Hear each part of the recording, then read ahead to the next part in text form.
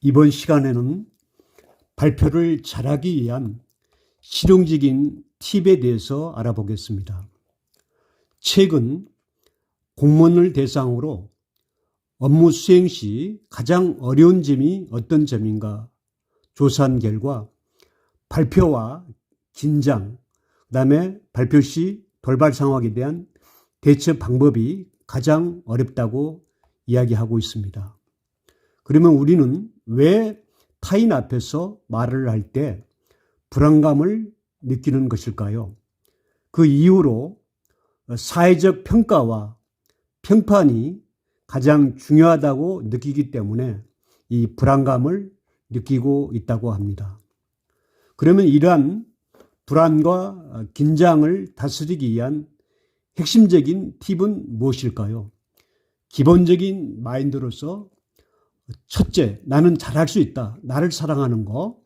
그 다음에 발표 내용은 내가 가장 잘 안다는 걸 명심하고, 그 다음에 있는 그대로 보여줄 거, 잘해야 한다는 강박관념에서 탈피하고, 청중은 말하는 사람을 믿는다는 점을 명확하게 기억하고, 실수를 좀 해도 괜찮다는 마음가짐으로 부담을 덜어주는 이런 기본적인 마음가짐이 중요하다고 이야기를 하고 있습니다. 그래서 우리는 발표를 잘하기 위해서는 연습이 가장 최선의 방법이라고 생각을 합니다만은 제일 먼저 발표를 잘하기 위한 핵심적인 팁으로서 누구에게 전달할 것인가, 이 대상에 따라서 내용도 달라진다고 하는 점. 두 번째, 많은 내용을 담기보다는 핵심적인 내용을 요약해서 전달하는 것. 그다음에 세 번째로 징검다리의 돌처럼 몇 가지 내용을 블록화하여 내용을 구성을 잘하는 것이 이 발표를 잘하기 위한 핵심적인 팁이라고 이야기를 합니다.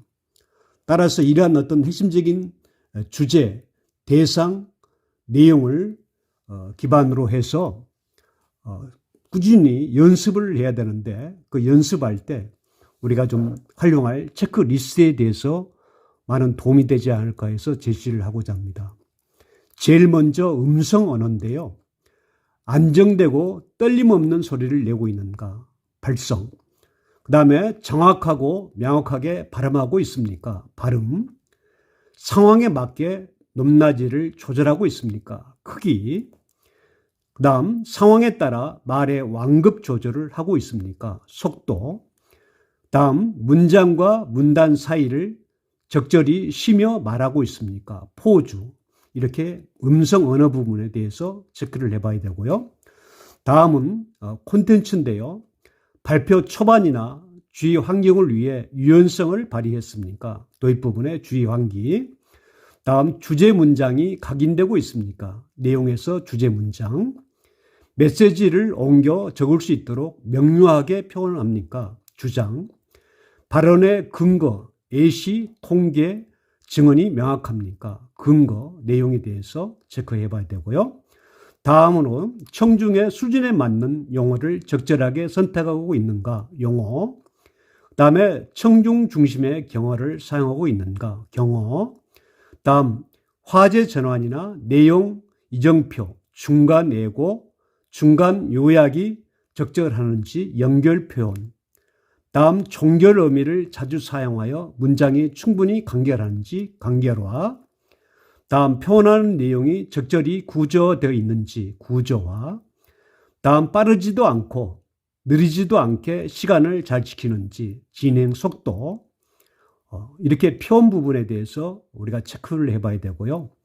다음으로는 끝부분에 한 문장으로 내용을 정리하였는가, 내용 정리. 다음 서두르지 않고 여유 있게 마무리하고 있는가, 마무리 부분에 대해서 체크를 해봐야 된다고 생각합니다. 다음 마지막으로 비언어 부분인데요. 청중의 공감을 유도하고 있음을 보여주고 있는지 공감. 다음 청중에게 시선을 자연스럽게 응시하고 있는지 시선 부분. 그 다음에 상황과 내용에 맞춰 표정을 적절히 바꾸고 있는지, 이렇게 표정, 비언어 부분에 대해서 우리가 체크를 해봐야 되겠습니다. 이상 약 한 20가지 정도의 체크리스트를 말씀을 드렸는데요. 발표를 잘하기 위한 팁, 이번 시간에. 그다음에 발표의 불안과 긴장을 다스리기 위한 말하기 팁.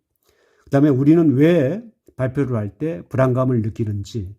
그다음에 업무 소통 시에 가장 어려운 점이 어떤 점이 있는지.